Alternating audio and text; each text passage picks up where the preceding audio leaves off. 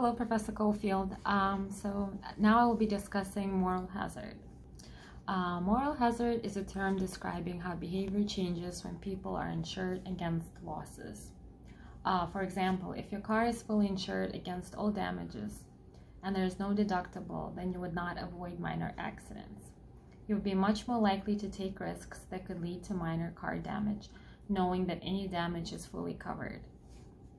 In healthcare, people who have health insurance are less likely to avoid health risks. As a result, they will go to the doctor and use other medical services more often. That can increase healthcare costs. So should people pay a share of the costs of risky behavior? A study conducted from Johns Hopkins in 2017 discusses how in the health insurance market, consumers who have chronic illnesses choose more expensive insurance plans that drive up medical costs. Chronic illnesses that include conditions such as heart disease, cancer, hypertension, respiratory disease, diabetes, Alzheimer's, and kidney disease make up for 75% of healthcare expenditures in the US. Many cases can be treated with preventative care plans such as diagnostic tests and prescribing medication to control illnesses.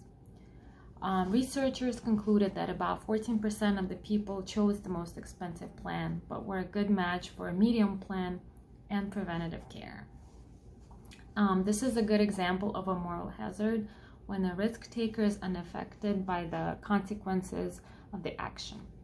To conclude, healthcare consumers will choose an expensive care plan even though it might be unnecessary because they're not paying for it, but will be covered by their health insurance.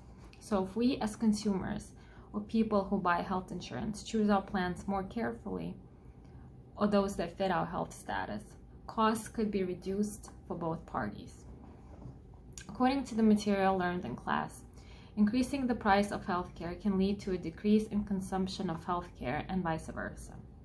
A decrease in prices can lead to more consumption. So we end up over-consuming healthcare because we have health insurance. I strongly believe that uncertainty in healthcare is what makes people get the most expensive plans.